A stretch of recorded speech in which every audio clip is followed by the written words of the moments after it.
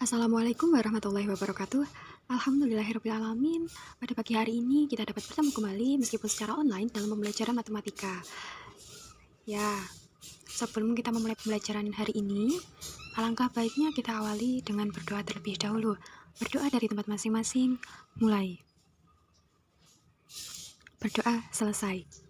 Nah, selanjutnya, sebelum kita memasuki pembelajaran, tolong dipersiapkan buku tulis atau buku catatan, alat tulisnya, dan alat tulisnya. Selanjutnya, kalian juga bisa mempersiapkan cemilan atau snack ataupun makanan ringan lainnya untuk menemani kalian belajar. Nah, agar tidak seret ataupun keselak ataupun kehausan, bisa disiapkan juga minumannya. Bisa kopi, teh, ataupun yang lain. Sudah dipersiapkan? Oke, sudah? Oke, kalau sudah, kita akan memulai pembelajaran hari ini. Bismillahirrahmanirrahim. Apakah kalian tahu hari ini kita akan mempelajari tentang apa? Ya, pada pagi hari ini kita akan belajar tentang himpunan. Himpunan itu apa sih? Himpunan itu adalah kumpulan objek-objek, baik dia real ataupun abstrak yang mempunyai sifat-sifat tertentu yang sama yang didefinisikan secara tepat atau well-defined. Jika tidak, berarti bukan himpunan. Nah, contohnya seperti ini. Nah, kumpulan negara ASEAN. Negara-negara yang tergabung dalam komunitas ASEAN itu ada negara apa aja? Di situ ada negara Brunei, Thailand, Myanmar, Laos, Indonesia, Malaysia, dan lain sebagainya. Mereka kan dapat terdefinisi dengan jelas. Berarti kumpulan negara ASEAN merupakan contoh dari himpunan. Lalu perhatikan, kumpulan pelajaran yang disenangi siswa. Ya, kumpulan pelajaran yang disenangi siswa. Ada apa aja? Mungkin ada siswa yang menyukai pelajaran matematika, ataupun ada yang suka IPS. Ada lagi yang suka IPA, dan ada lagi yang suka bahasa Inggris. Nah, kumpulan pelajaran yang disenangi siswa ini termasuk ke dalam apa? Himpunan atau bukan? Ya, merupakan bukan himpunan. Karena apa? Di sini kan pelajaran yang disenangi siswa itu belum tentu atau belum jelas. Nah, sekarang ada pertanyaan. Perhatikan baik-baik ya. Nomor 1, apakah di sekitar kamu ada hewan peliharaan? Selanjutnya, nomor 2, apa saja hewan di sekitar kamu yang berkaki 4? Sudah, selanjutnya nomor 3, apa saja makanan yang menurut kalian lezat? Nah, dari 3 pertanyaan ini, kalian nanti akan mengetahui mana yang bukan himpunan dan mana yang himpunan. Selanjutnya, penyajian himpunan. Tadi kan kita sudah bisa membedakan mana himpunan yang bukan himpunan. Sekarang ke penyajian himpunan. Himpunan ini dapat dinyatakan dengan menyebutkan anggotanya atau enumerasi. Nah, suatu himpunan ini dapat dinyatakan dengan menyebutkan semua anggotanya yang dituliskan dalam kurung kurawal dan dibatasi dengan tanda koma. Nah, contohnya ada himpunan A terdiri dari 1, 2, dan 3. Kemudian penyajian himpunan selanjutnya dinyatakan dengan menuliskan sifat yang dimiliki anggotanya. Contoh nih ya, A adalah himpunan semua bilangan ganjil yang lebih dari 1 dan kurang dari 8. Lalu penyajian di himpunan yang ketiga itu dinyatakan dengan notasi pembentuk himpunan. Nah, suatu himpunan ini dapat dinyatakan dengan menuliskan syarat keanggotaan himpunan tersebut. Notasi ini biasanya berbentuk umum X sedemikian rupa sehingga PX, di mana X ini mewakili anggota dari himpunan. Dan PX ini menyatakan syarat yang harus dipenuhi oleh X agar bisa menjadi anggota himpunan tersebut. Nah, simbol X ini bisa diganti-ganti ya dengan variabel lain seperti Y, Z, A, B, dan lain-lain.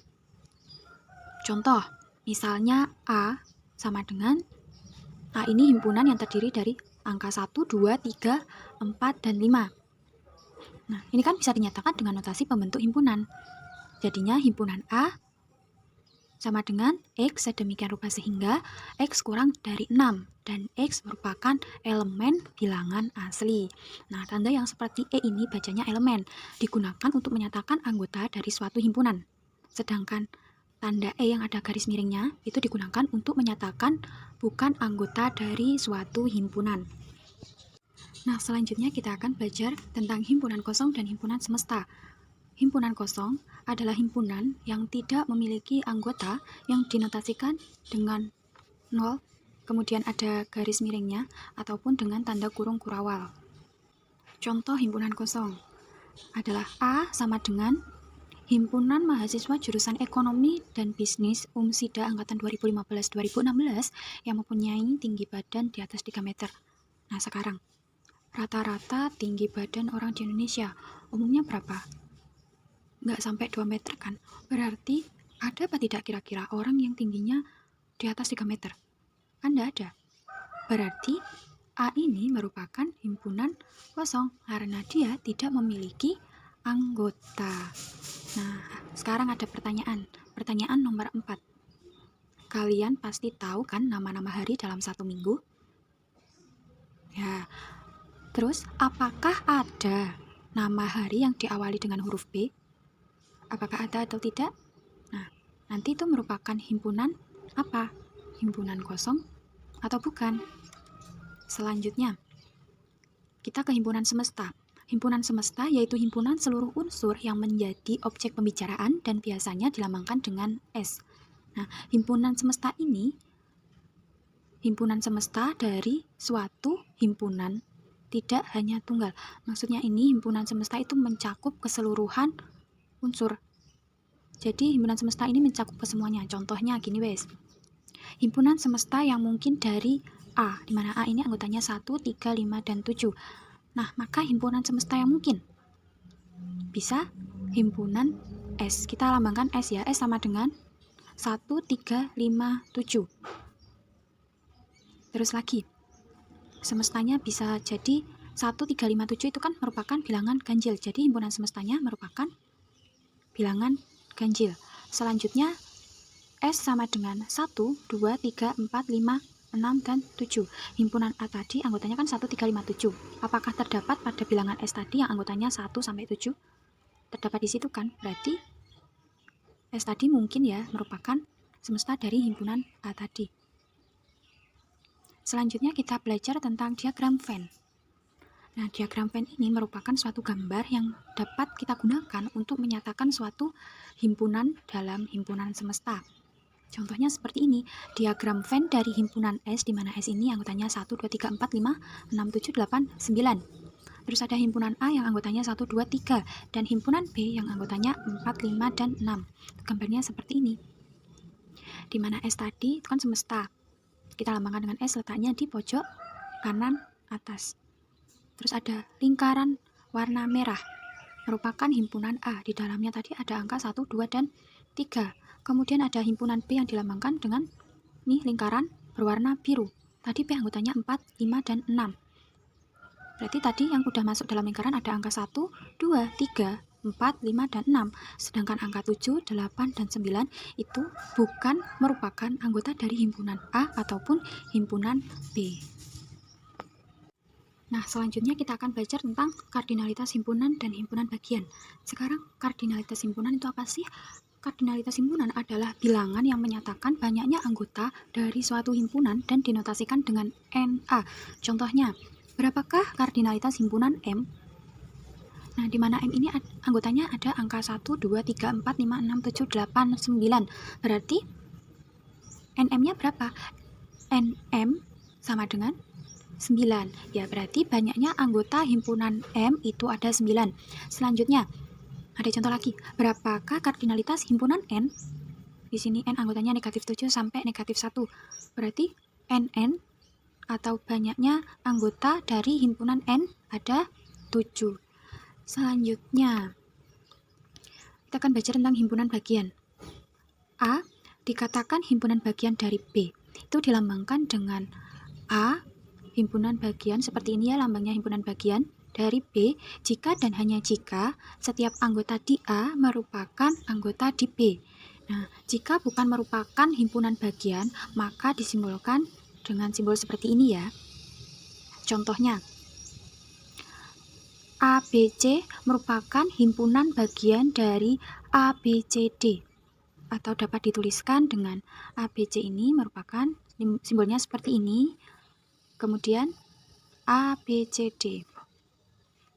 Selanjutnya, himpunan lepas dan himpunan bersilang. Himpunan lepas itu apa sih? Nah, A dan B ini dikatakan lepas atau disjoin jika dan hanya jika tidak terdapat anggota bersama pada A dan B. Atau dengan kata lain, A dan B ini dikatakan lepas jika tidak terdapat A irisan B itu anggotanya 0.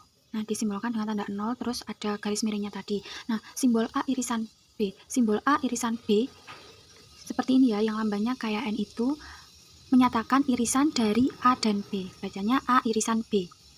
Contohnya, himpunan A ini anggotanya A, B, C, D, E, dan B ini anggotanya F, H, I, J, K. Nah, maka antara himpunan A dan himpunan B ini tidak terdapat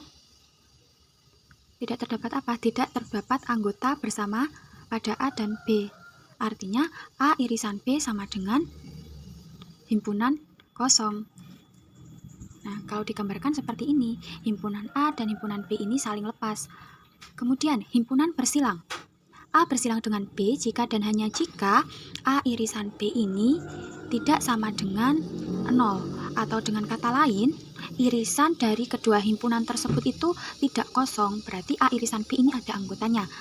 Nah, contoh, A ini himpunan A anggotanya A, B, C, D, E, F, dan himpunan B anggotanya D, E, F, G, H, I. Maka kita dapatkan bahwa A irisan B itu sama dengan D, E, F. Nah, berarti anggota bersama pada A dan B ini yang sama D, E, F. D, E, F ini terdapat pada himpunan A, juga terdapat pada himpunan B. Kalau digambarkan seperti ini, nah, bagian A dan B ini dia terdapat irisan di tengah-tengahnya. Nah, melanjutkan pertanyaan yang tadi. Sekarang pertanyaan nomor 5. Apakah kalian hafal huruf abjad? Tentu saja hafal ya. Apa saja huruf abjad itu? Nah, tolong disebutkan. Oke, sekarang nomor 6. Kalian tahu kan apa itu huruf konsonan dan huruf vokal?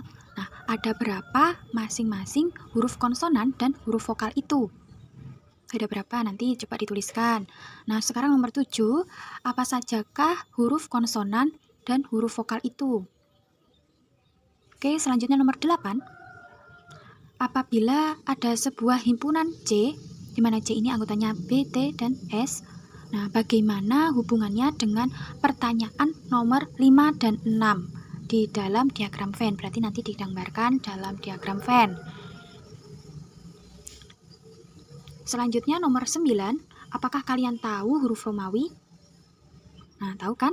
Apakah huruf Romawi itu termasuk bagian dari huruf abjad? Nah, nanti kalau pertanyaan yang saya ucapkan ini terlalu cepat bisa di-pause terlebih dahulu ya. Nah, nanti dari pertanyaan nomor 9 ini, nanti kalian bisa mengetahui secara langsung mana yang merupakan himpunan semesta, mana yang merupakan himpunan bagian. Lalu kalau sudah kalian gambarkan dalam diagram Venn, nanti tahu mana himpunan yang bersilang, mana himpunan yang saling lepas, ataupun yang bukan merupakan himpunan bagian. Nah, selanjutnya adalah himpunan kuasa. Himpunan kuasa dari himpunan A itu dilambangkan sebagai PA.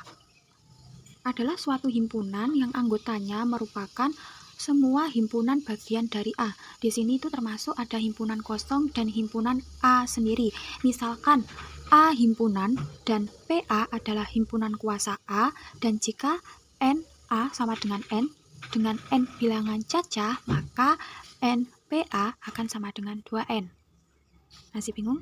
Oke, mari kita perhatikan gambar segitiga Pascal berikut. Nah, kita punya himpunan dengan 3 anggota. Himpunan A, misalkan ya, himpunan ini himpunan A, anggotanya ada A, B, dan C. Perhatikan. Maka, ada berapa himpunan kuasa dari himpunan A? A tadi ada berapa anggotanya? Ada 3. Berarti 2 pangkat 3. 2 pangkat 3 jadinya berapa? 8. Nah, nanti berarti ini perhatikan di sini yang untuk himpunan bagian dari A, B, C. Di sini ada 1, 3, 3, dan 1. 1 di sini untuk himpunan kosong itu jumlahnya 1. Lalu kemudian banyak himpunan dengan 1 anggota ada 3. Kemudian banyak himpunan dengan anggota 2 juga sama, ada 3. Lalu yang terakhir, banyak himpunan dengan 3 anggota itu ada 1. 1 ditambah 3 ditambah 3 ditambah 1, jumlahnya berapa? Ada 8, ya kan sama. Nah, sekarang pertanyaannya masih nyambung sama pertanyaan yang sebelumnya ya. Kalian tadi kan sudah menyebutkan himpunan huruf vokal. Nah, sekarang menurut kalian ada berapa himpunan kuasa dari himpunan huruf vokal? Tadi huruf vokal ada berapa? Terus lalu dicari himpunan kuasa atau himpunan bagian dari himpunan huruf vokal tersebut. Kemudian nomor 11, apa saja himpunan kuasa dari himpunan huruf vokal tersebut?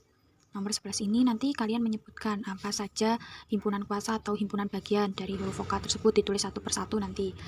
Oke. Sekarang kita akan belajar tentang himpunan sama dan himpunan ekivalen. Nah, dua himpunan A dan B ini dikatakan sama, itu dilambangkan A sama dengan B jika dan hanya jika setiap anggota di A merupakan anggota di B, dan juga setiap anggota di B ini merupakan anggota di A. Contohnya seperti ini, himpunan A anggotanya ada A, B, C, D, sedangkan himpunan B itu anggotanya ada D, A, B, C. Adalah himpunan yang sama. Nah, gimana ini? Nah, himpunan tadi, himpunan A, anggotanya ada A, B, C, D. Sedangkan himpunan B, anggotanya juga sama, ada A, B, C, D. Cuma urutannya aja yang berbeda. Nah, itu berarti kita katakan A dan B ini merupakan himpunan yang sama. Selanjutnya, dua himpunan A dan B ini dikatakan ekivalen. Nah, lambangnya seperti ini ya. A ekivalen dengan B. Jika dan hanya jika banyaknya anggota A sama dengan banyaknya anggota B, atau NA ini sama dengan NB. Contohnya, himpunan A ini anggotanya ada 1, 3, 5, 7, 9, dan 11. Sedangkan himpunan B anggotanya ada huruf A, B, C, D, E, F. Nah, himpunan A tadi jumlahnya ada berapa? Ada 6 anggota. Dan himpunan B anggotanya juga ada 6 anggota. Maka himpunan A itu ekivalen dengan himpunan B. Oke, pertanyaan terakhir. Kalian tahu kan himpunan cacah antara 0 sampai dengan 4 dan himpunan bilangan bulat positif kurang dari 4. Nah, apakah kedua himpunan tersebut sama dan ekivalen? Apakah sama dan ekivalen? Ya, coba kalian jawab ya. Jawabannya ditulis di buku kalian masing-masing. Nah, mungkin cukup sekian untuk pembelajaran matematika hari ini. Saya akhiri ya. Wabillahi taufiq wal hidayah. Wassalamualaikum warahmatullahi wabarakatuh. Terima kasih.